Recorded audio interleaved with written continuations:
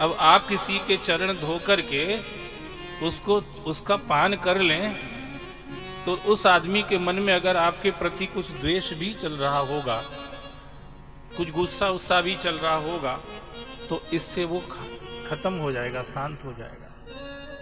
और मुझे लगता है ये 3 रिश्ते घर को चला भी सकते हैं और घर को बिगाड़ भी सकते, बना भी सकते, बिगाड़ भी सकते हैं। एक तो सास बहू का रिश्ता महाराज,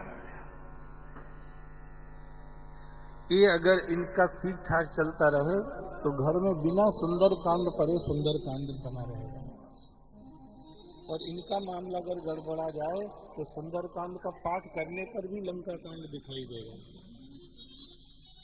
तो कितना गहरा मनोविज्ञान है इसके पीछे कि बहू के ऊपर सास को ऐसा लगता है कि मैं सास हूँ, मैं मालकिन हूँ, ये बहू है तो मेरी दादागिरी इस पे चलना चाहिए। ऐसा सोच के सास बहू को डिप्रेस दबाने की कोशिश करती रहती है, अवसर ढूंढती रहती है। पर अगर वही बहू सास का चरणामृत ले ले तो सास तत्काल न्यूट्रल गियर में आ जाएगी महाराज। फिर वो सोचेगी मेरी बहू तो बहुत अच्छी है, मेरा चरणामृत लेती है, अब मेरा गुस्सा है भी तो मैं बहू पे नहीं निकालूंगी, अपने आदमी पे ही निकाल लूंगी महाराज। अगर डाइवर्ट करना है तो डिस्ट्रॉय हो जाए तो बहुत अच्छी बात, पर अगर डिस्ट्रॉय ना हो, डाइवर्ट ही करना पड़े, तो सास को इतनी समझ होती है कि फिर इस गुस्से को मैं बहू पे ना निकाल के अपने पति पे ही निकाल दूंगी। उनको आदत है, वो रोज सुनते ही रहते हैं, तो उनको तो हमने तैयार कर लिया सुनने के लिए। दूसरी होती हैं देवरानी और जिठानी, जो घर में ही रहती हैं। इनके बीच में भी संबंध अगर ठीक बने रहें तो भाइयों को राम और भरत बने रहने में कोई दिक्कत नहीं। पर इनके बीच में जब दूरियां बढ़ती हैं तो वो राम और भरत न रह के वो फिर शुंभ निशुंभ बन जाते हैं महाराज। मजबूरी कह दो, जो भी कह दो, वो इस तरह के बन जाते हैं। तो देवरानी जिठानी के बीच में भी संबंध बना रहना बहुत जरूरी है। जिस घर में बहू आई है वो जो तुम्हारे सास ससुर लगते हैं उनकी बेटी, और जो तुम्हारे पति लगते हैं उनकी बहन, वो तुम्हारी ननद है। इस परिवार से उसका बड़ा गहरा रिश्ता है। भले ही वो ससुराल चली गई है, उसके बाद भी उस रिश्ते की गरिमा को समझते हुए अगर हम उस ननद का और नंदोई का सम्मान करते हैं, उनका आदर करते हैं, उनके प्रति आस्था श्रद्धा रखते हैं, तो इससे भी घर परिवार का वातावरण बढ़िया बना रहता है। इसलिए हमारे धर्म में इन सबके चरणामृत लेने की व्यवस्था बनाई है। और शायद ये संदेश है, संकेत है कि इन संबंधों में चरणामृत, अमृत शब्द आ रहा है इसमें, चरणामृत, इन संबंधों में जहर नहीं घुलना चाहिए, इन संबंधों के बीच में अमृत रहना चाहिए। ये संबंध अमृत जैसे रहना चाहिए। इन संबंधों में अमृत का आदान प्रदान होना चाहिए, ना कि जहर का। चरणामृत लेती अनसुईया अपने पति अत्रि का चरणामृत लेती। धीरे धीरे जब अत्रि को बुढ़ापा आने लगा, नियम उनने न तोड़ा कि मैं तो जाऊंगा इसे प्रयागराज में रोज नहाने जाना, इतनी दूर और फिर वापस आना।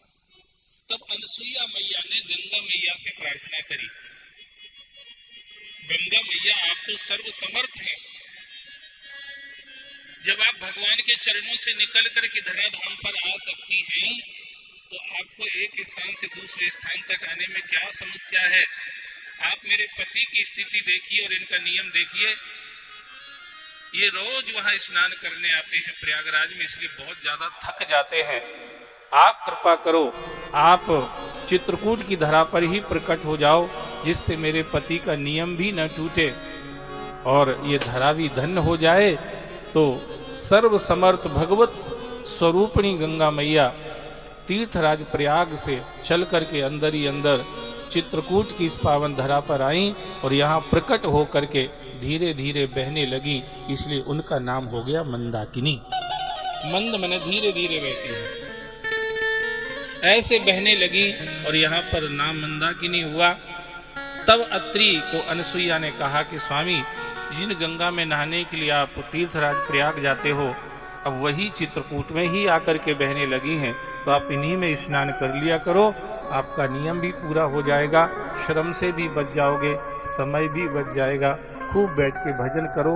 तब अत्रि महाराज यहीं पर स्नान करके भजन करने लगे और उससे अत्रि और अनसुईया का प्रताप इतना बढ़ा कि भागवत में वो कथा आगे है कि ब्रह्मा, विष्णु और महेश तीनों देवता अनसुईया की कुटिया में आए और भीख मांगने लगे।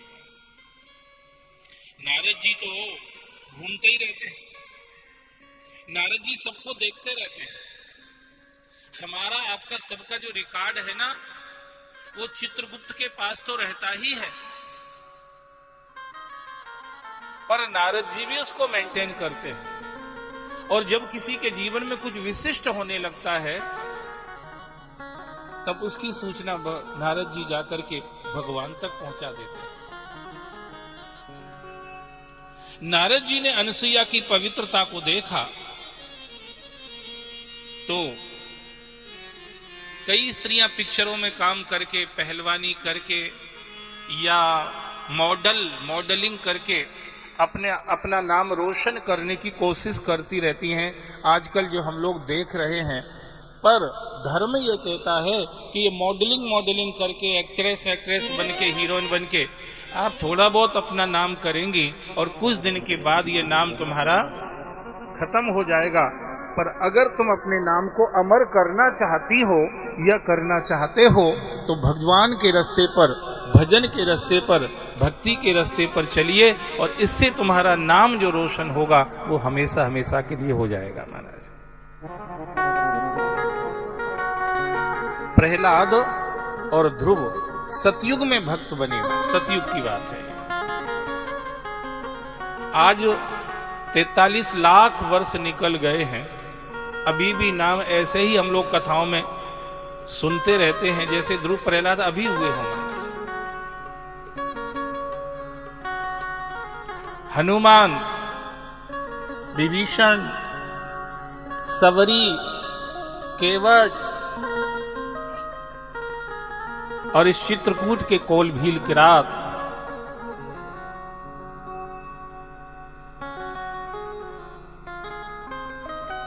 इनको भी लगभग 26 लाख वर्ष हो गए, पर आज भी नाम ऐसे लिया जाता है जैसे अभी अभी हुए होंगे।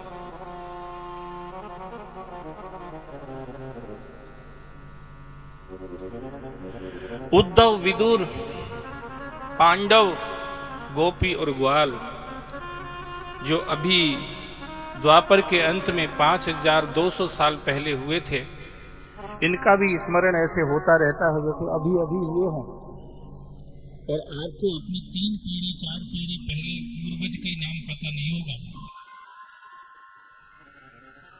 अगर कोई पूछे आपसे कि 4 पीढ़ी पहले आपके जो परदादा रहे होंगे उनका नाम बताओ, तो आप नहीं बता पाएंगे। और कोई आपसे पूछे कि उद्धव का नाम जानते हो, तो आप आराम से कह दोगे हाँ हाँ बढ़िया, अच्छे से जानते, श्री कृष्ण के बड़े अंतरंग सखा थे उद्धव जी। विदुर जी का नाम जानते हो? बोले बहुत अच्छे से जानते हैं, भगवान उनके घर गए थे और विदुरानी काकी के हाथ के केले के छिलके बहुत अच्छे से जानती हूँ। और कहो कि तुम्हारी पर दादी जो थी उनका नाम पता है? बोले उनका पता नहीं है। तो अगर तुम नाम रोशन भी करना चाहते हो तो किस रास्ते से हो सकता है? जो भक्ति मार्ग पर चलते हैं वो जग में अमर हो जाते हैं। जो भक्ति मार्ग पर चलते हैं वो जग में अमर हो जाते हैं। ये प्यार हकीकत श्यामा की, ये प्यार हकीकत श्यामा की। तू नींद से उठ कर देख जरा, भक्ति का मार्ग ऐसा है, इस पर जो चलते हैं वो उनका नाम जो होता है वो हमेशा हमेशा के लिए, हमेशा हमेशा के लिए अमर हो जाता है। तो अगर नाम भी करना है तो इस रास्ते पर चल के करना चाहिए।